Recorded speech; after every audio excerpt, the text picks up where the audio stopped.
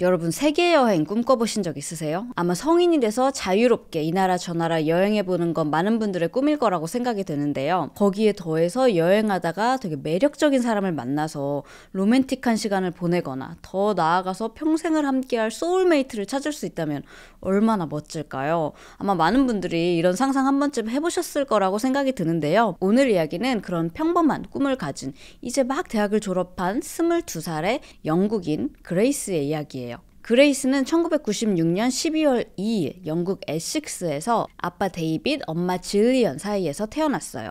위로는 오빠 2명이 있었는데요. 이 두 오빠들은 아빠의 전부인 사이에서 있었던 자식이라 사실 데이빗하고 질리언에게는 그레이스가 이제 첫 딸이면서 또 막내딸이기도 했죠. 아들밖에 없던 이 집에 그레이스가 태어나면서 원래도 화목했던 집안은 더더욱 화기애애해졌어요. 오빠들도 여동생을 어디든지 데리고 다니면서 엄청 아껴줬어요. 이 집에 사랑받는 막내딸이었죠. 이렇게 사랑 많이 받고 자란 막내딸 그레이스는 커서도 사랑이 넘치는 아이로 자랐는데요. 워낙 주변 친구들 돕는 걸 좋아하기도 하고 또 활발한 성격 탓에 주변에 친구도 굉장히 많았고요. 학교에서는 하키 선수로 맹활약을 하기도 했어요. 그레이스는 늘 영국 밖 다른 세상에 대한 궁금증이 굉장히 많았던 아이였어요. 한 번은 학교 숙제 주제가 뉴질랜드였던 적이 있어요. 그래서 막 뉴질랜드에 대해서 그레이스가 알아보다가 이 나라가 너무 매력적인 거야. 그래서 엄마한테 엄마 나는 크면 무조건 뉴질랜드 곳곳을 여행 다녀오고 말 거라고 그렇게 말하기도 했습니다. 그레이스는 영국에 있는 링컨 대학교에서 광고 마케팅학을 전공을 하게 되고요. 남자친구도 사귀는데 졸업할 때쯤에는 이제 남자친구가 다른 지역으로 가게 된 거예요. 그래서 우리 롱디는 좀 힘들 것 같다. 헤어지게 돼요. 그렇게 졸업하면서 인생의 새로운 챕터를 시작하게 된 그레이스는 본격적으로 사회생활 시작을 하기 전에 그동안 차곡차곡 모은 돈으로 무려 1년간의 배낭여행을 떠나기로 결정했어요. 여행 다니다 보면 여자들은 특히 아무래도 평소처럼 막 미용실 가서 머리하고 이러기가 쉽지 않잖아요.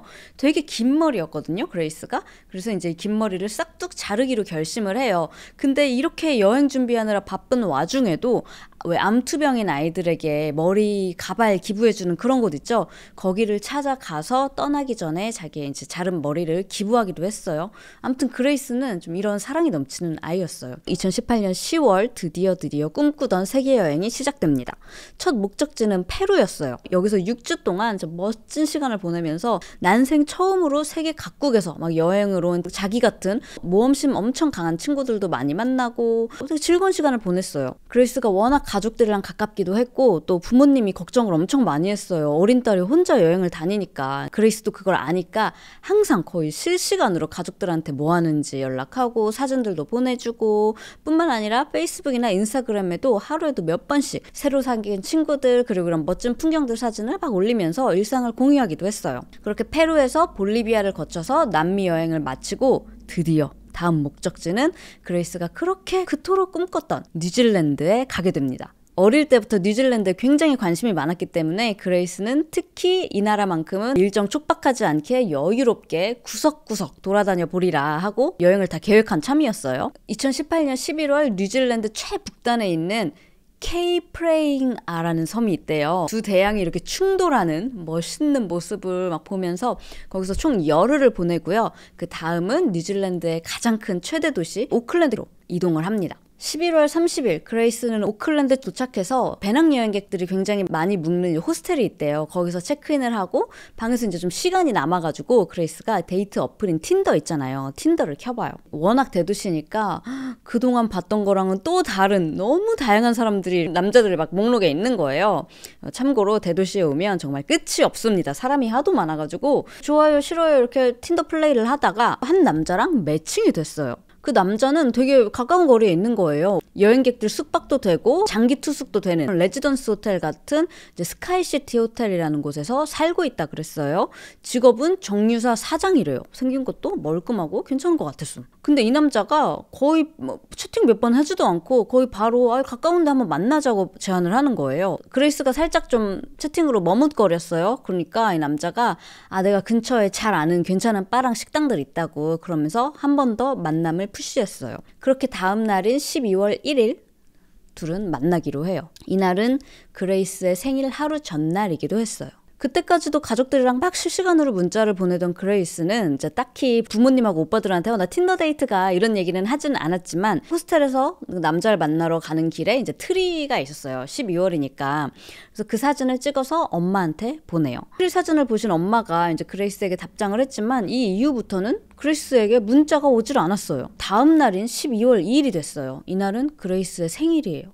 생일 축하해 그레이스, 보고 싶어, 사랑해. 엄청 많은 가족들이랑 지인들이 막 축하 문자를 보냈는데 그 누구도 답장을 받지 못했어요. 부모님은 아니 이상하다. 맨날 연락하던 애가 더군다나 생일에 이렇게 연락이 없을 리가 없는데 소셜미디어 계정도 인스타그램도 맨날 이렇게 올리더니 하루 동안 업데이트가 전혀 없는 거예요. 그래서 전화도 해봤는데 딸은 전화도 받질 않았어요. 이제 데이빗하고 질리언 부부는 자기야 우리 딸도 이제 22살이잖아. 생일이라서 바쁜가 보지. 좀 기다려보자. 라고 서로 이제 위안을 했지만 여전히 어딘가 찜찜한 기분은 버릴 수가 없었어요. 한편 그레이스랑 대학 때부터 친구였던 아미나라는 친구도 두바이에서 여행 중이었는데요. 아미나는 그레이스가 틴더로 남자를 만나러 갔다는 사실을 알고 있었어요. 왜냐? 그레이스가 문자로 말했거든요. 나 오늘 틴더로 만난 남자랑 만나러 간다 하면서 근데 입을 만한 옷이 약간 티셔츠 같은 재질의 원피스의 컨버스 운동화 뿐인데 괜찮겠어? 하고 자기 책장을 사진 찍어서 보내주기도 했어요. 아미나는 아니요 괜찮다고, 너무 이쁘다고 그렇게 답장을 했어요. 이렇게 그레이스가 그 남자를 만나고 데이트 중간중간에도 이 친구인 아미나한테 계속 문자를 보내는데요. 되게 긍정적이었어요. 나 별 기대 없이 나왔는데 이 남자 너무 괜찮은 것 같다. 성격도 좋고 나랑 말도 진짜 잘 통한다고. 심지어 이 남자가 나 보러 내년에 영국에 오겠대. 막 이러면서 문자로 말하는 그레이스는 되게 꽤 신나고 흥분해 보였어요. 하지만 점점 시간이 지날수록 막 문자 속에 오타가 많아지니까 아미나가 아직도 술 마시고 있냐, 너 술 너무 많이 마신 거 아니냐 하고 걱정을 했더니 그레이스가 이 남자가 내일 생일 이브인데 한번 엄청 취해보자 막 그랬다고. 우리 재밌게 보내고 있어 라고 대답을 해서 아미나는 그렇구나 하면서도 내심 좀 이상하다고 생각했어요. 아니 언제부터 알았다고, 처음 본 남자가 내일 생일이니까 잔뜩 마셔보자 이런 얘기를 하나 하고 좀 이상하다고 생각은 하기는 했지만 그냥 그렇구나 하고 조심해, 그래도 너무 많이 마시지 마, 그냥 이러고 넘어갔단 말이에요. 그런데 어느 순간부터 문자가 안 오더니 다음날이 돼서 생일날에도 생일 축하한다는 말에 답장이 없으니까 이 친구도 걱정이 되기 시작을 했어요. 하지만 무엇보다 그레이스를 제일 걱정한 건 이제 가족들이었는데요. 연락이 안 된 지 이제 3일이나 된 거예요. 아니 도대체 우리한테 말도 없이 어디 핸드폰 안 터지는 곳에 여행이라도 갔나? 걱정하다가 결국에 이 3일째 부모님이 뉴질랜드 오클랜드 경찰서에 이제 국제전화로 신고를 해요. 영국인인 우리 딸이 지금 배낭여행 갔는데 연락이 안 된다고요. 경찰은 이 딸이 묵는다던 호스텔에 연락을 했는데 호스텔에서는 안 그래도 그레이스 씨가 지금 3일 동안 돌아오질 않았다. 방도 우리가 체크해봤는데 짐이랑 이런 것도 다 그대로 있다 그러는 거예요.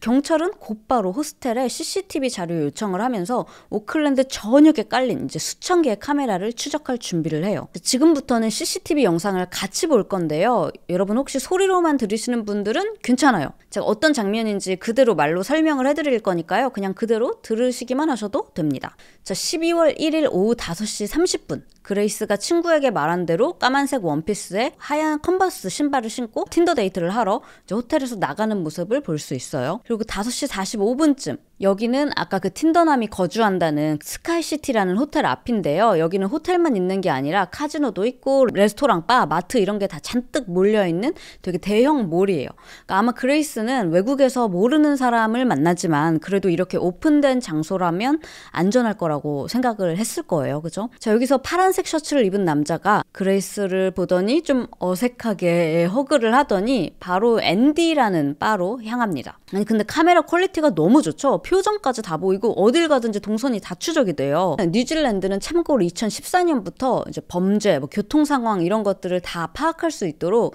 이제 도시 전역에 카메라 몇천 대를 설치를 대대적으로 했어요.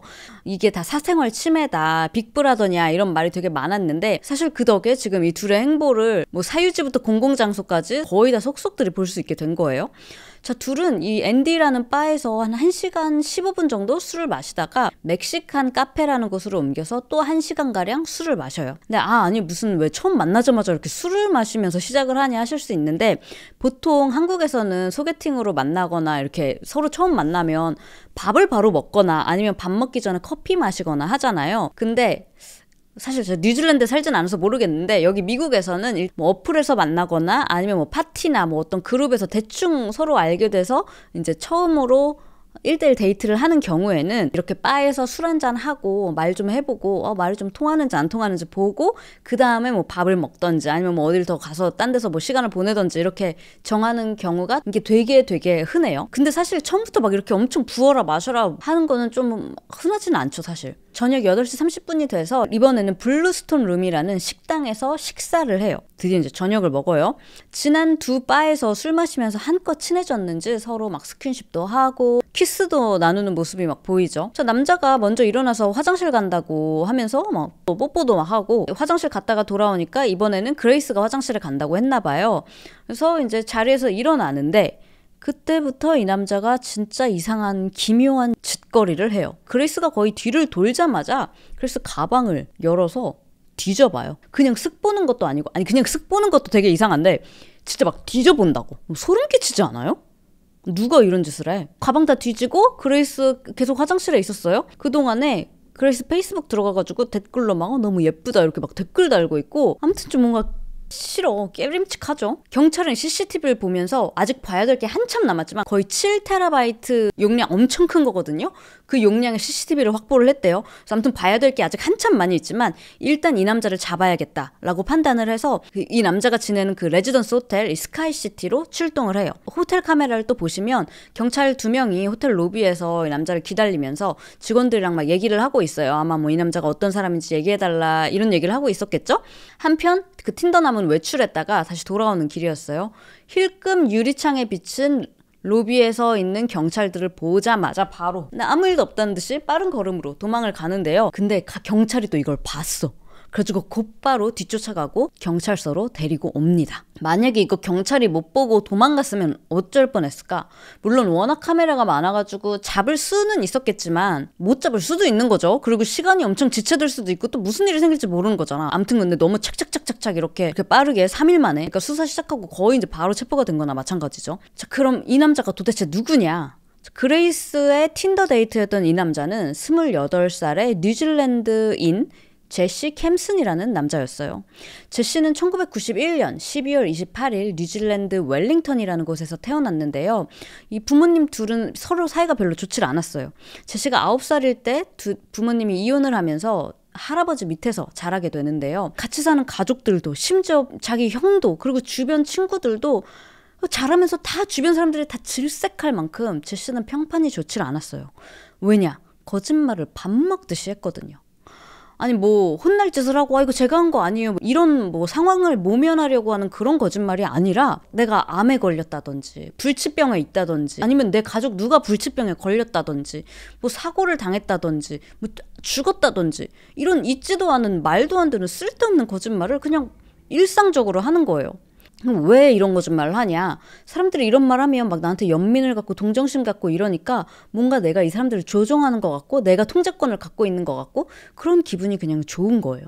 이것뿐만이 아니라 한껏 불쌍한 행세를 하다가도 또 어디 내가 이 새로운 그룹의 사람들을 만났는데 나 이 사람들한테는 동정심보다는 좀 더 나은 위치, 더 위에 있고 싶다. 그러면은 나 되게 재벌집 아들이다. 뭐 이런 재벌 아들 행세를 하기도 하고, 아니면은 자기가 엄청 성공한 막 무슨 백만장자 행세를 하기도 하고, 실상은 뭐 막노동을 하거나 아니면 바에서 알바하거나 뭐 일 시작하면 진득히 하는 법이 없고 금방 그만두고 아니면 잘리고 해가지고 그냥 직업 없을 때도 되게 많은 그냥 그런 사람이었어요. 자, 근데 어떻게 이런 시티라이프 호텔 같은 데서 지내고 있냐. 레지던스 호텔이라고 했잖아요. 그러니까 이 방 주인이 따로 있는데 이 방 주인한테 자기가 되게 유명한 소프트볼 선수였다고. 근데 부상을 당하게 돼서 뉴질랜드 되게 유명한 대형 체인 마켓이 있대요. 근데 자기가 거기 본사 매니저, 되게 높은 직급이라고. 그래서 되게 고연봉을 받는다고 연봉을 속여서 그 방에 들어왔어요.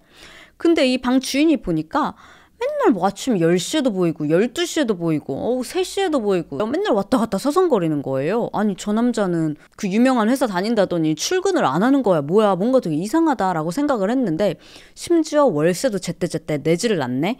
나중에 방주인이 알고 보니까 그 나라에서 나오는 그 저소득 지원금으로 월세를 근근히 내고 있는 상황이었던 거예요. 현실에서도 이렇게 거짓말이 일상인데 온라인 뭐 어플 이런 데서는 오죽했겠어요? 뭐 나 사업가다, 뭐 대형마트 본사 직원이다, 뭐 축구선수다, 온갖 화려한 직업들로 자기를 꾸미면서 하루 왼종일 데이트 어플만 쳐다보고 맨날 이 어플에서 만난 여자들이랑 데이트 나가는 게 하루에도 몇 번씩 나가는 게 일상인 남자였어요. 항상 이 일 저 일 전전하던 상태였지만 외출할 때는 자기가 되게 잘 나가는 회사 사장, 고위직인 것처럼 번듯하게 수트 차려입고 큰 시계 차고 다니면서 나 이렇게 성공한 사람이라고 말을 하고 다녔죠. 그레이스한테는 정리회사 사장이라고 뻥을 쳤잖아요. 심지어 그날 그레이스를 만난 날은 자기 당시에는 핸드폰 판매직을 하고 있었거든요. 그날 또 잘린 날이었어.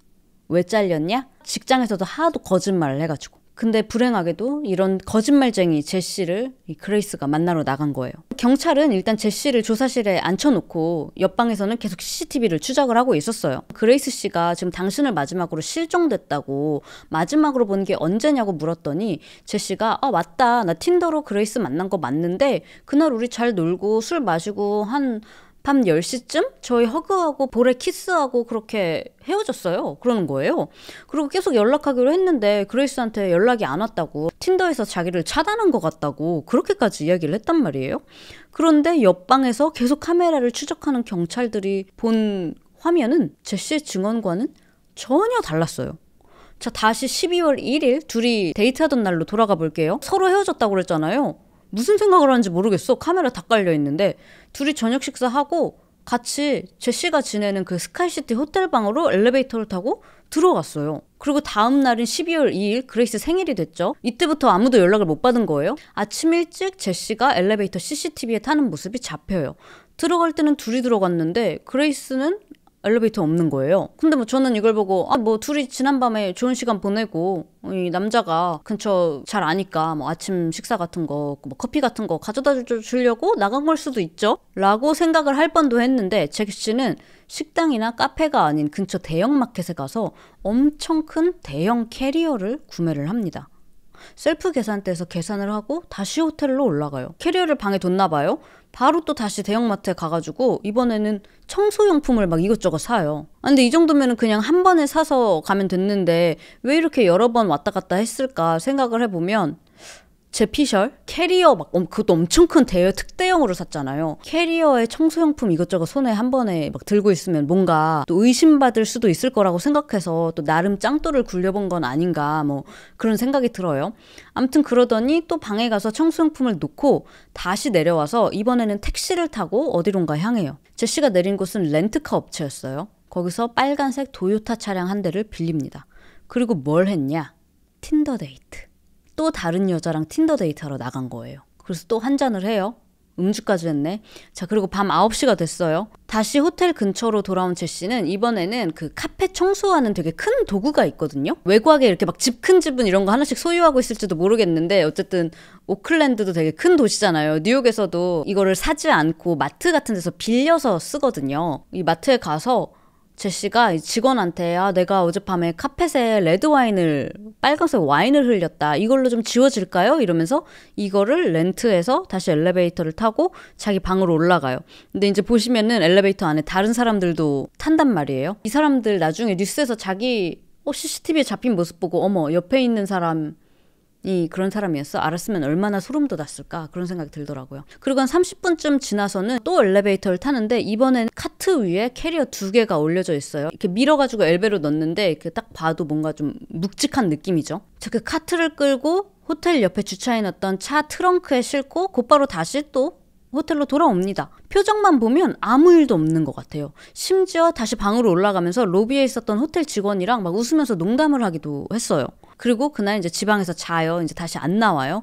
그리고 다음 날인 12월 3일이 됐어요. 아침 7시부터 이번에는 마트에 가서 길다란 삽을 사고요. 그 다음에 한 2시간 정도는 추적을 할 수가 없었어요, 경찰이. 그랬는데 아침 10시경에 다시 오클랜드에서 세탁소에서 자기 옷 드라이 클리닝을 맡기고 또 세차장에서 빨간 도요타 차를 세차하는 모습이 포착이 됩니다. 누가 봐도 너무나 의심스럽죠. 그리고 샀던 삽 있죠. 삽을 세차장에다가 몰라 실수인지 일부러인지 그냥 거기다가 두고 렌트카를 그 렌트카 회사에 반납하는 모습이 포착이 됩니다. 자, 그리고 이제 다음 날은 12월 5일이 됐어요. 이 큰 더플백 있죠. 더플백을 맨 제시가 뭐 공원이고 도로고 여기저기에 있는 그 쓰레기통에 더플백에서 뭐 봉다리 같은 게 계속 나와. 그래서 여기저기 뭔가를 버리고 다니는 모습이 포착이 돼요. 그리고 그날 똑같은 날 오후 2시 호텔에 다시 들어가다가 경찰한테 잡힌 거예요. 12월 3일에 한 2시간 동안 중간에 종적을 찾을 수가 없다고 했었잖아요. 그래서 경찰이 제시의 핸드폰 검색 기록 그리고 GPS 기록을 통해서 어디에 갔는지 알 수 있었어요.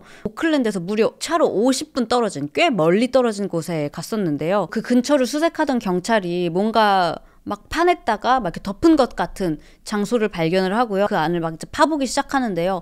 아니나 다를까 그 안에서 제시가 구매했던 그 대형 캐리어가 매장된 채로 발견이 됐고요.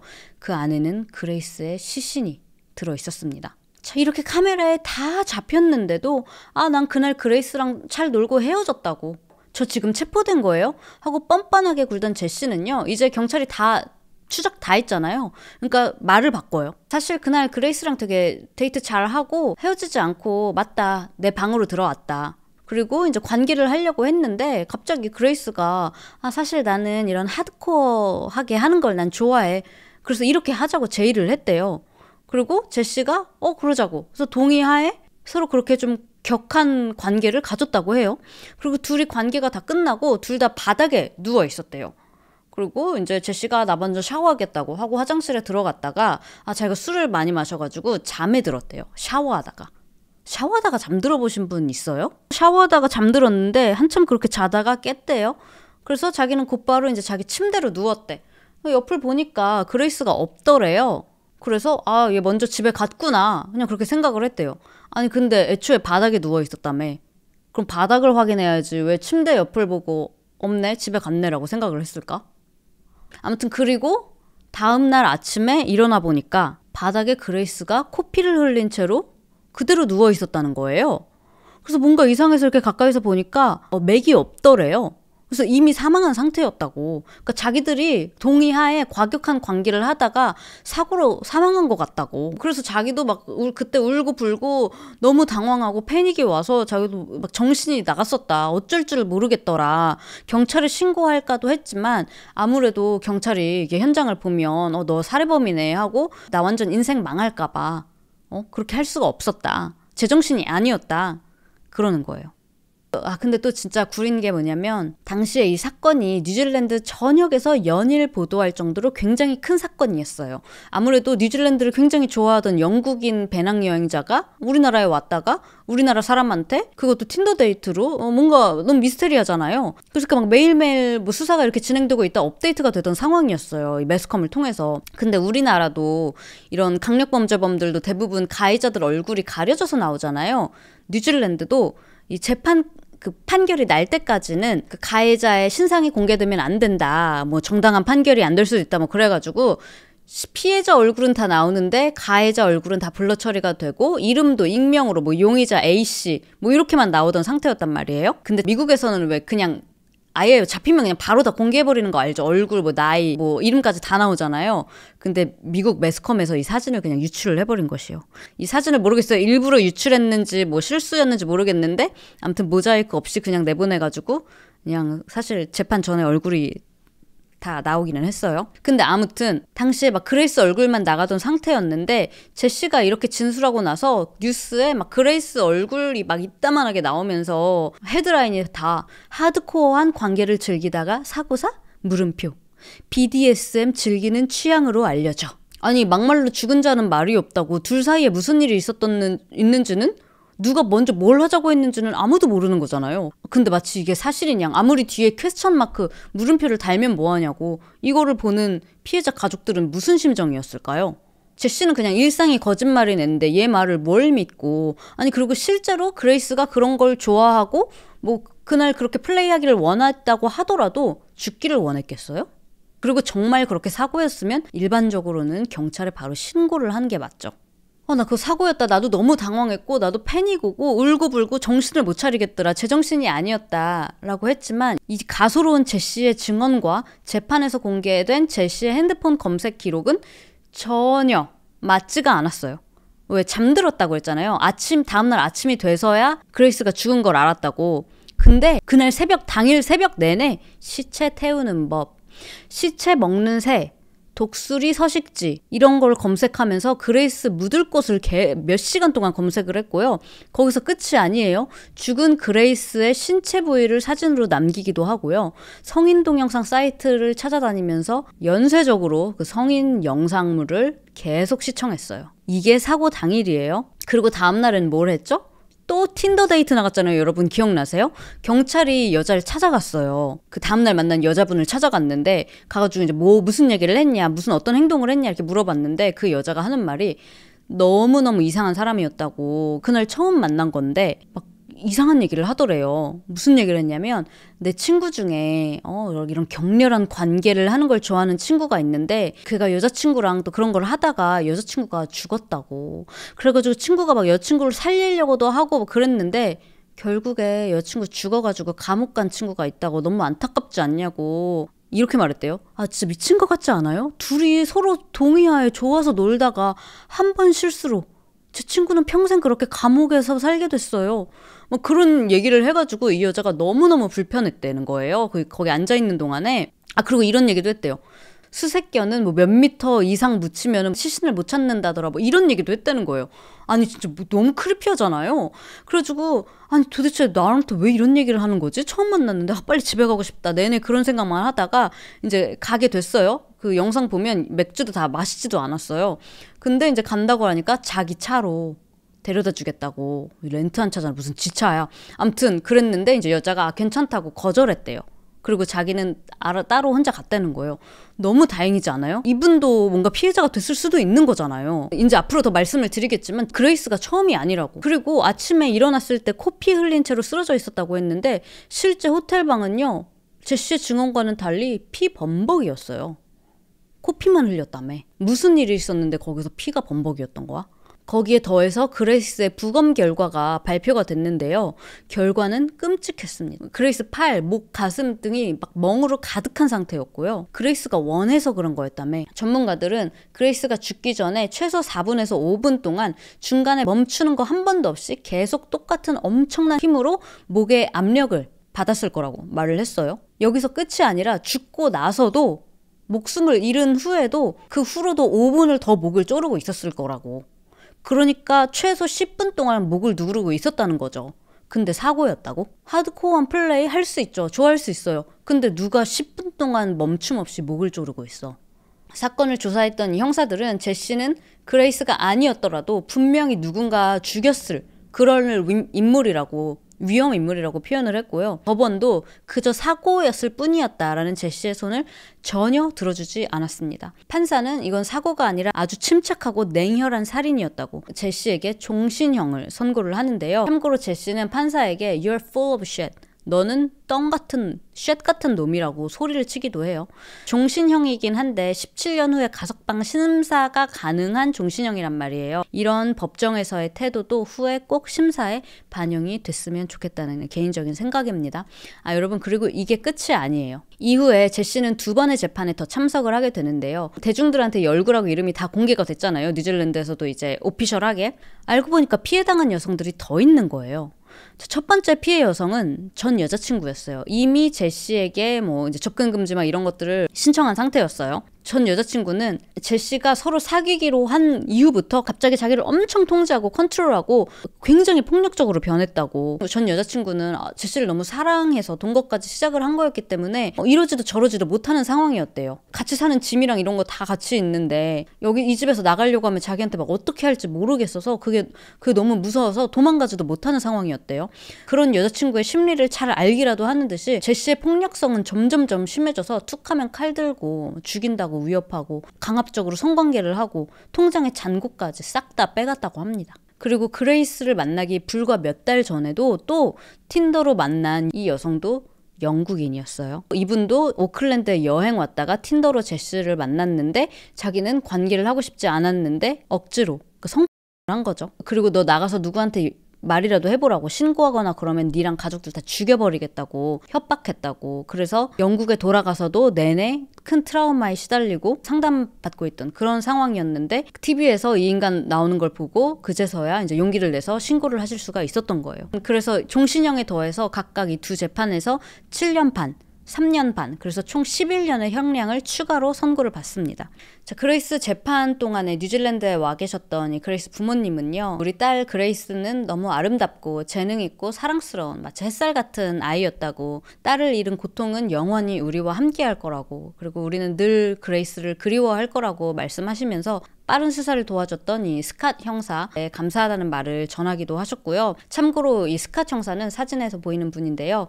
자기도 비슷한 나이에 딸이 있어서 되게 남일 같지 않았다고, 그래서 수사를 진행하는 동안 매일매일 아버님한테 연락을 드리고, 이 아버님이 뉴질랜드에 와 계시는 동안에는 경찰서로 이 아버지가 오시면 몇 시간이고 위로해드리고 들어주고 막 그랬고, 또 아버지가 안 오시는 날은 본인이 직접 그 호텔로 가가지고 뭐 이야기도 나누고 매일매일 그렇게 찾아뵀다고 하더라고요. 또 안타깝게도 그레이스 아버지는 이 재판이 끝나고 얼마 몇 달 지나지도 않아서 말기암 진단을 받으시고 이제 돌아가시게 됩니다. 이제 아버지가 하늘 가서 딸 만났겠죠. 그래서 둘이 이제 고통 없이 평안하기를 바라는 마음이고요.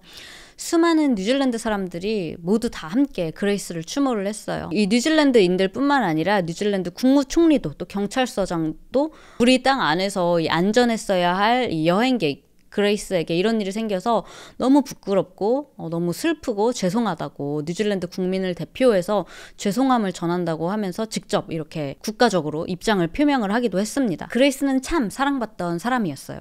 지금까지도 그레이스의 남은 가족들과 친구들은 Love Grace라는 이름으로 폭력 피해 여성들을 위해서 캠페인을 운영을 하고 있는데요. 이 캠페인이 뭐냐면 그레이스가 생전에 가방 모으는 걸 되게 좋아했대요. 영국에서 진행되는 캠페인인데 영국 전역에 이 러브 그레이스 그 수거함이 있더라고요. 여성분들 새 가방이나 아니면 충분히 약간 좀 새 것처럼 쓸만한 그런 핸드백을 그 수거함에 넣어주시면 가방 안에 여성용품들 있잖아요. 여자분들한테 필요한 이런 물품들로 채워가지고 도움이 필요한 여성들에게 이제 전달을 하는 그런 캠페인이에요. 혹시 관심 있는 영국 사시는 분들은 제가 더보기란에 링크 넣어둘 테니까요. 한번 참고해 보시면 좋을 것 같고요. 제가 이 얘기를 준비하면서 또 이제 댓글에 이래서 데이트 어플로 만나는 건 걸러야 돼, 이런 글들이 이제 또 달리지 않을까라고 생각을 했는데, 한국에서는 데이트 어플이 되게 흔하지 않다고 들었어요. 사실 뉴질랜드 상황은 잘 모르는데 미국이랑 좀 비슷하지 않을까 하는 생각이 들어요. 미국에서는 참고로 이 데이트 어플 사용이 굉장히 흔합니다. 이 그래프 보시면 기하급수적으로 늘죠. 제가 이제 뉴욕에서 와서 산지 이제 9년이 됐는데, 일단 제가 싱글인 친구들이랑 나가서 놀아보면 진짜 너무 달라졌어요. 이 분위기가, 이 남자랑 여자랑 만난 이 분위기가, 뭐 이거에 대해서 자세히는 나중에 또 영상, 미국 문화 말하는 영상에서 한번 다뤄보도록 할게요. 물론 뭐 캐주얼한 만남만을 원하는 사람들도 있지만 이걸로 이제 결혼하는 사람들도 굉장히 많고, 제 친구가 이제 웨딩 사진 찍어주는 일을 뉴욕에서 하는데 이제 을에 그냥 물어보잖아요. 둘이 어떻게 만났어? 하면 우리 데이트 어플로 만났어 하는 사람들이, 벌써 이것도 몇 년 전 얘기예요. 걔 피셜로는 99%인 것 같다고, 장난 아니라고 그랬는데 요즘에는 지금 매년 그 추세가 더 높아지고 있어요. 근데 과연 이것이 데이트 어플을 하고 안 하고로 방지를 할 수 있었을 그런 사건은 아닌 것 같다는 생각이 들어요. 물론 이런 거짓말쟁이, 이런 소시오패스, 나르시시스트, 사이코패스, 이런 또라이들, 별의별 인간들이 다 이 온라인에 있으니까 이런 사람을 만날 수 있는 확률도 늘어나는 거는 당연한 거겠죠. 근데 이런 사람들은 뭐 박물관에서, 미술관에서도, 도서관에서도, 카페에서도, 뭐 클럽에서도 만날 수 있는 거니까. 그래서 과연 이런 사건을 미연에 방지하려면 뭐 어플을 안 하면 되는 걸까?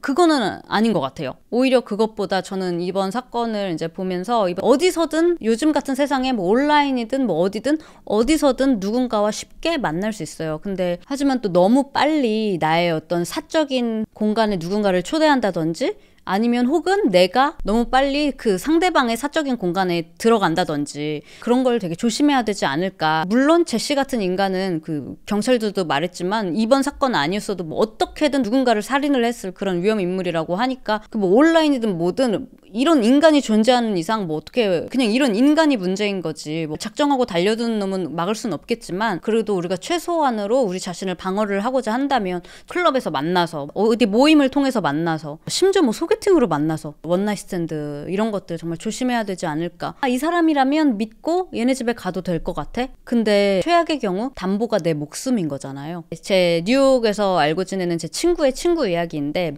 이 친구가 이제 데이트 어플을 통해서 남자를 만난 거예요. 그래서 데이트를 나갔는데 괜찮은 것 같았는데 이렇게 딱히 끌리지는 않았어요. 남자로서. 그래서 그냥 이렇게 잘 만나고 그냥 연락하고 친구로 지내자 하고 헤어졌어요. 근데 다음 날 이 남자가 갑자기 그 남자는 뉴욕 산 사람이 아니었어요. 자기 주로 돌아가려고 하는데 비행기가 갑자기 캔슬이 됐다. 그러면서 나 갈 데가 없어졌는데 너네 집에서 하루만 묵고 가도 되겠냐고 하는 거예요. 근데 그 친구가 그래 그럼 하고 집으로 이 사람을 불렀어.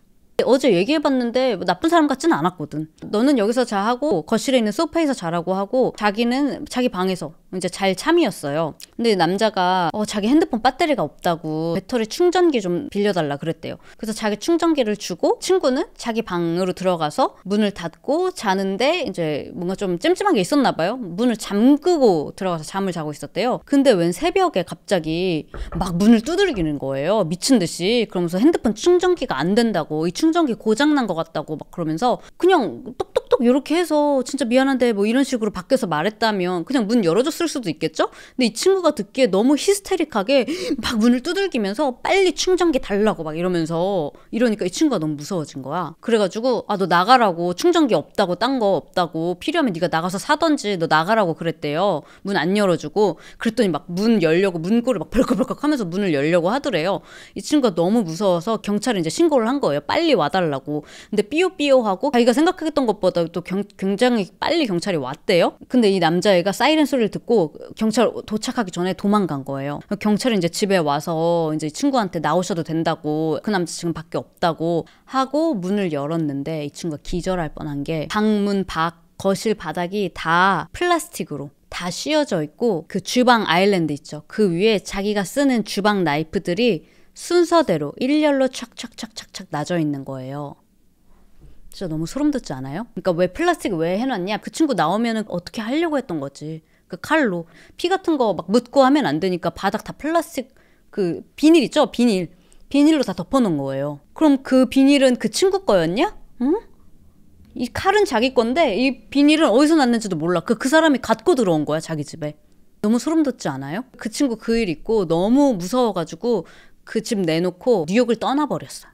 그 일 이후로. 나 여기서 못 살겠다면서. 경찰이 그 남자 잡았냐? 못 잡았어요. 뭐 얼마나 노력했는지도 사실 모르겠어요. 왜 어쨌든 그 친구가 뭐 다치거나 한 건 아니니까. 뭐 훔치러 무기 들고 와도 CCTV 다 남아도 뉴욕 경찰들 그냥 뭐 안 다쳤어? 그러면 그냥 흐지부지 되거든요. 그럼 그 말인즉슨 뭐예요? 이 남자 아직도 어딘가 밖에서 데이트 어플 혹은 뭐 바에서 추근덕 대면서 사람들 만나고 다니겠죠? 잡혀서 체포되지 않은 이상. 그래서 여러분들도 잘 모르는 사람, 그냥 느낌이 괜찮았어, 믿어도 될 것 같아, 이런 그냥 마음으로 이런 잘 모르는 스트레인저죠. 모르는 사람을 나의 사적인 공간으로 들이거나 내가 사적인 공간에 가는 거는 조심하시라는 말씀을 꼭 드리고 싶더라고요. 그래서 오늘 제가 준비한 이야기는 여기까지고요. 저는 다음번에 또 다른 사건 사고 이야기로 돌아오도록 하겠습니다.